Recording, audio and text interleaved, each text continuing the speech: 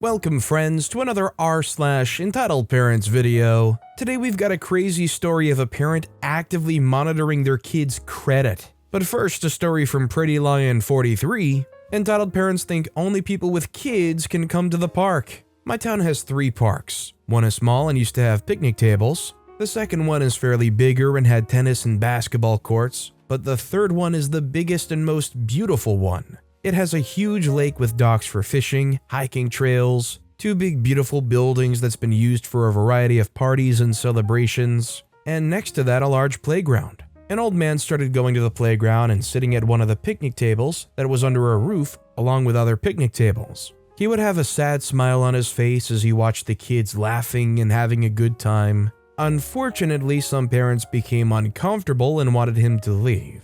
One called the cops and the cops told them they couldn't do anything since it was a park that was open to everyone. Well, they started posting it online to a local group, telling everyone to watch out for this poor man who must be a kidnapping predator. They started harassing him to leave. He went to his car and just decided to sit there and keep watching. One parent and me got really angry at the gossip and entitlement going on there and went to go see him. He said that he lost his only grandchild to cancer earlier that year, and his wife died of a broken heart a month later. He was seriously depressed. His son became concerned about him and begged him to come and stay with him and his pregnant wife. So that's what he did. Both his son and daughter-in-law worked during the day and was home by 5 p.m. He didn't have anything to do, so he went exploring and came upon the big park. His mood lifted considerably watching the children and enjoyed hearing their laughter. It brought back fond memories of his grandson being that age and having fun before getting really sick. We urged him out of the car and back to the picnic table,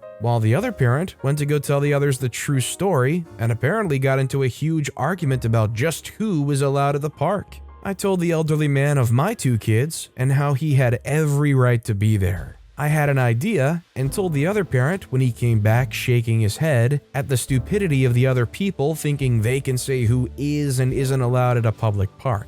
I told him to call all of his friends who didn't have kids, and I would call all of mine, and we would all sit there and watch the kids. Well, he decided to also call his grandma, who had recently lost her husband to a massive heart attack, and was grieving as well. About 20 minutes later, they all arrived, and the tension in the other entitled parents went up. The guy introduced his grandma to the old man, and they became like young teenagers discovering love for the first time. She would whisper something to him and he would blush and laugh. Then he would whisper something to her and she would blush and giggle. It was endearing to watch. Time got away from all of us, and the man's son went looking for him and found him surrounded by people. He'd been encouraging his dad to find something to do until they could get home.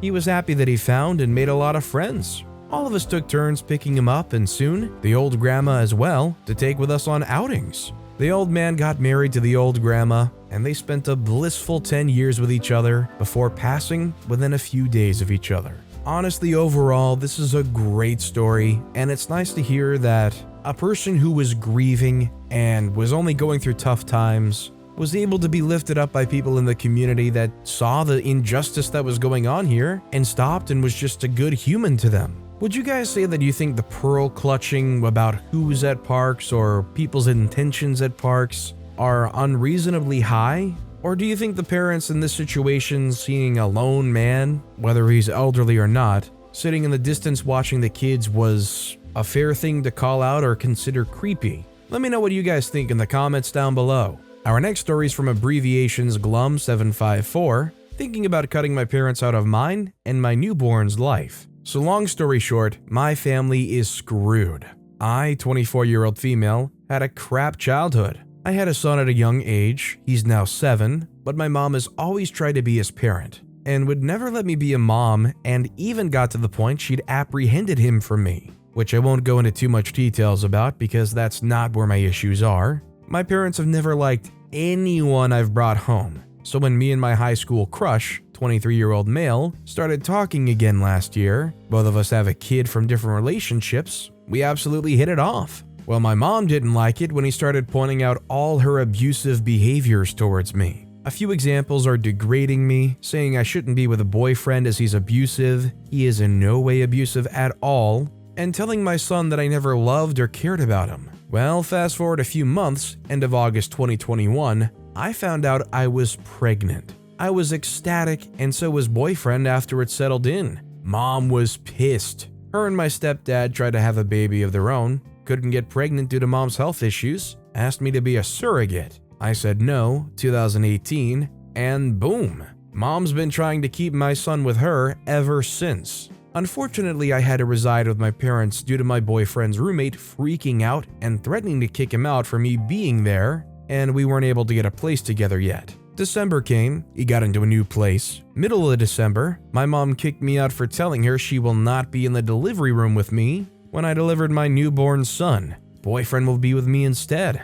I moved in with my boyfriend. Then my mom said if I don't move back in, I won't see my 7-year-old for Christmas. Yes, I went back. My mom's very controlling and manipulative. She's been trying to break me and boyfriend up. Unfortunately, succeeded as well. Then she kicked me out at the end of the month. Again. Also would not let my 7-year-old come visit me or spend any nights with me. I went into preterm labor at 34 weeks due to the stress caused from my parents and the abusive comments they've made to my son about me. When I went into labor, my mom blamed boyfriend for everything that's happened ever since we got together. I birthed a beautiful baby boy, and he was in the hospital for a couple weeks. Mom tried saying if me and my baby don't live at her house, I won't be a part of my firstborn's life. I called CPS to report her, and they turned it all around against me, of course. Me and boyfriend broke up because of CAS, my parents constant blaming him when he stood up for me, and me placing boundaries to protect myself and my own little family. My mom constantly calls CAS on me and my boyfriend, saying we shouldn't have our baby. We're both good parents, we're both trying. Mom's trying to get full custody of my 7-year-old, and he doesn't want to be with me. He believes everything my mom said to him. He's told me that himself. I'm debating on giving them full custody of my 7-year-old and putting a restraining order against my parents. Just found out today, they're also trying to have me charged for fraud over false accusations. I'm definitely no expert when it comes to situations like these, but it sounds like OP should probably lawyer up. If they can find any way to try and protect themselves and work through this, it's probably going to be in court. It sounds like it's probably going to be nasty, cutthroat, and frankly, I just wish the best for OP. By the way, if you're enjoying these stories, make sure to hit those like and subscribe buttons down below so you never miss any of my daily videos. Every single video has awesome stories like our next story from Still Sue Brown Miller, a few completely reasonable requests. I'm a school administrator. We have an academic award ceremony at the end of every school year. Pretty typical stuff. Top performers in each subject, kids who grew the most in each subject, all kids who met reading goals, etc. The school admin team calls parents and families in advance so that those who want to attend can attend the ceremony. We're holding it outside again this year for COVID safety, and have worked out the date and time of the ceremony with the other schools who share our outdoor space, as well as the district transportation team and with our facilities staff, who will set up chairs, speakers, etc. We work primarily with low-income students, greater than 80% in the free or reduced price lunch program, and know that a lot of parents and family members are unable to take off work or arrange transportation to get to the ceremony. We try to make it easier for parents by paying to run our most used bus routes before and after the ceremony, just for parents who need transportation, live streaming the event on our parents' Facebook group and school YouTube channel for parents who can watch remotely, sharing the video of the event on our school website and social media for parents who can only watch after it's done. I shared all of that so it's clear that we put a decent amount of thought into parent and family access. One of the parents I called was very upset that he would not be able to make the ceremony because he has to work. I apologized and shared the other options we had for him, and offered to call other family members who might want to attend. A lot of time, grandparents, older siblings, etc. will come instead. He asked if the child's mother was going to attend. I'd left her a message because they share custody. Dad gets the kid on weekends, so our policy and legal obligation is to share all information with both custodial parents, unless one parent presents us with a new custody agreement or court order. I informed him that I was notifying all the parents and guardians of students receiving awards. It was like a switch flipped, and he started yelling at me about how she shouldn't be allowed to attend if he couldn't also attend the event. I let him rant a bit. I know he was just disappointed. Custody arrangements can be stressful, and I'd rather parents yell at me than call up and yell at my teachers. But when he asked outright if I could tell her not to come, I told him I legally could not, and again, tried to talk up the video streaming options. He stopped yelling, but interrupted me to calmly and firmly say that the date was unacceptable, and that the only fair thing to do would be to move the whole award ceremony to a time when he could attend. I can't stress enough how much this guy's tone expressed how obvious and clear he thought his solution would be to anyone who heard it. I'll admit I paused for a second because I was a bit taken aback by the request. I apologized again and explained that it was too late to move the ceremony, and that unfortunately there was probably no time that would work for every single parent of the 100+ students receiving awards. He immediately started screaming again, and after being told I took pleasure in torturing students' families and called a witch 3 times with no sign of the rant dying down, I pulled out the teacher voice I only use on the most verbally abusive parents and said, "This conversation is no longer productive. Please call me back when you're ready to talk."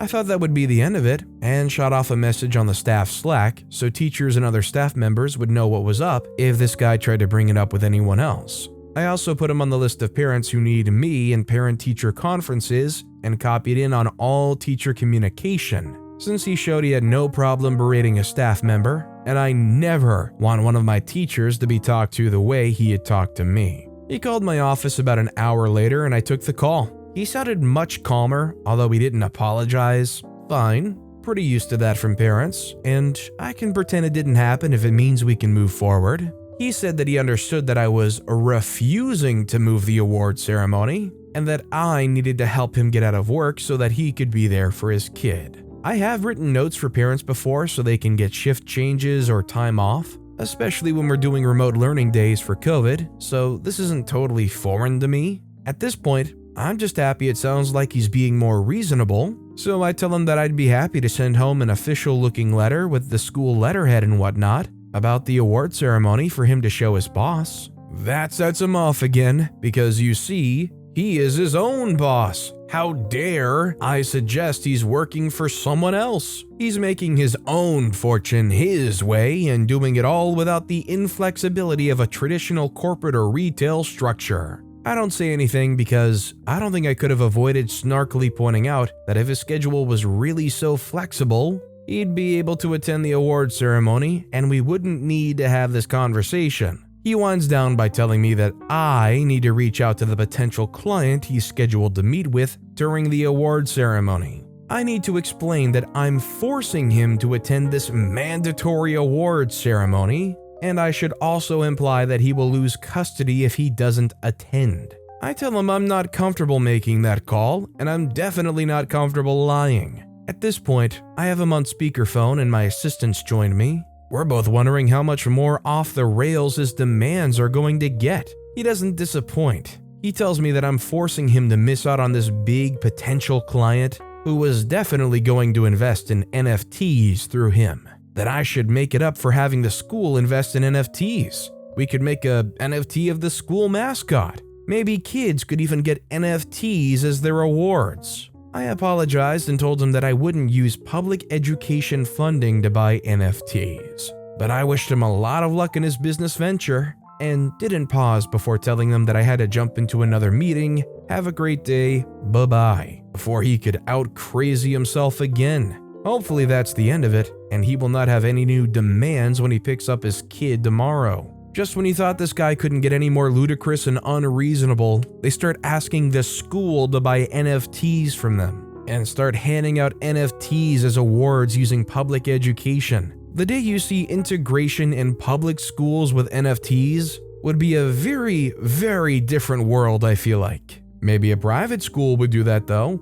This next story is from Sad Sith Forever. My aunt wants me to ditch my uni exams to attend her son's wedding. My aunt, 54, is my mom's, 44, older sister. I'm not that close to her, but to my cousin, male 26, his sister, female 30, me, 18, and my sister, 21, are pretty close. Since my mom is a younger sister, my aunt doesn't think that most of her opinions or anything she helps my aunt do is valid. If my mom helps her, it's her duty towards my aunt because they're siblings. but I'm pretty sure that she wouldn't help us in my or my sister's wedding, considering when my parents were literally broke and had to admit to my sister, she didn't help, neither monetary or emotional. There's stories that I could go on and on about, but this one is specific. She always says that her childhood was traumatic. Now, I don't want to denounce her trauma, but every time any of us grandkids say anything good about our grandparents, lo and behold, she has a list ready of how my grandma was wrong and the worst parent ever for making her do chores when she was 10.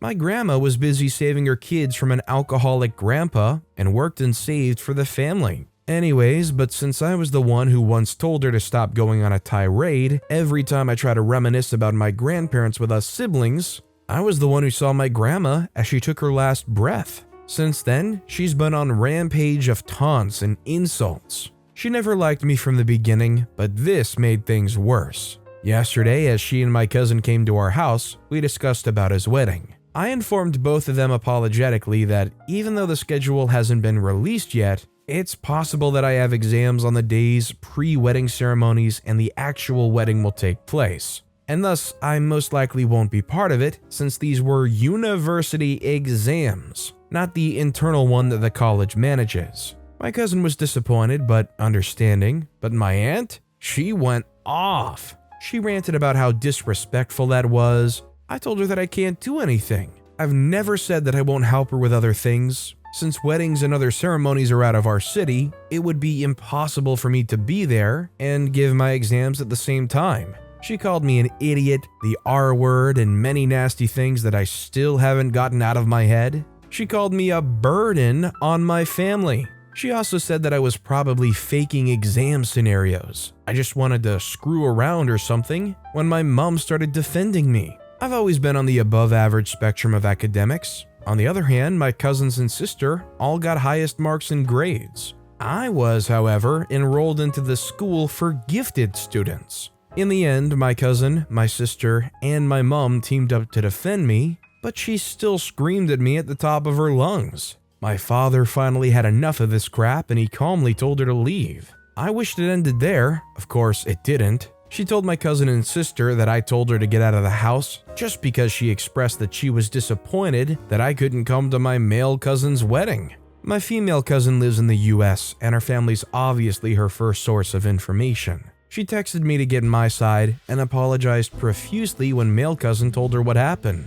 My aunt also has a nasty habit of telling every relative about our quarrels, so eventually it made it to other relatives, who thankfully knew better than to believe her BS. I think this aunt better be careful because if they keep up this tirade of being entitled like this, thankfully it seems like most of the family is aware and not willing to just trust the aunt who cried wolf. I feel like if she keeps this up and she keeps burning these bridges and revealing her true colors, she might end up ousted by the rest of her family who's just tired of it. You know it's bad when your own kids don't want to believe you at first say. Our next story is from Sexy Boomer 111. My biological dad's wife opened a Credit Karma account in my name. Since she got with my dad, she's tried everything to make my life a living heck. I got blamed for everything. I was apparently a bad kid, even though all I did was go to school and work and then sit in my room. And now apparently I'm the devil in disguise. She was always jealous of the relationship I had with my dad, who liked to essay me, and I was apparently the reason for every crappy thing that happened in her life. I have her and my dad blocked on everything after learning I'm pregnant. Today I went to check my credit score because apparently someone posted an eviction notice in my account. The apartment I live in now is the only one I've ever moved into, and it's preventing my fiance and I from getting an apartment. Turns out she had created an account in my name that I could not access. So I posted a rant on Facebook about how much I freaking hate her, and I know she's gonna see it through a fake account and play the victim. I'm willing to bet that whatever this lady did, it's not legal in any way, and probably something you could get a court involved in.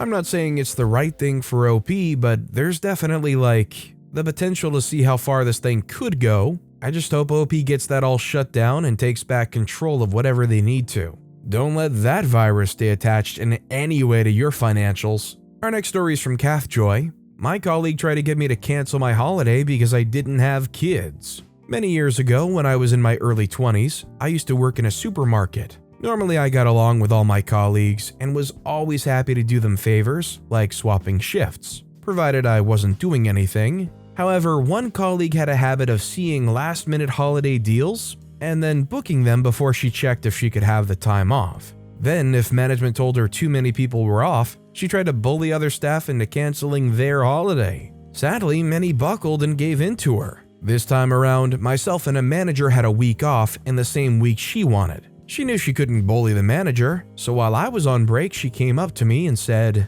"Oh hey OP, you're going on holiday in a few weeks, right?" I nodded, knowing where this is going. She said, "Oh well, I just booked this beautiful holiday in the Maldives. Beautiful resort, great bargain, the kids are so excited. The trouble is, management said they can't give me the time off because you're off. Would you cancel your holiday?" I say no. They say no? What do you mean no? You're not going anywhere, you never go anywhere. What difference does it make if you take your holiday time another week? I say I actually have plans. She says, "Yeah, probably sleeping. That's not plans. You are so selfish after all the favors I've done for you."